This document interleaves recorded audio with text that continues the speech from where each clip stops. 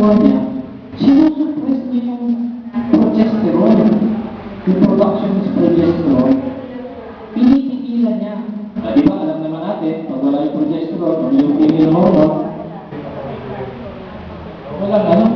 walang ovulation kasi itong response para sa ovulation ng isang babae. Pero dapat, itong rules, continuous breastfeeding. At kung bumalik na yung regla, hindi na pwede. Saka usually, 6 months ang effectivity.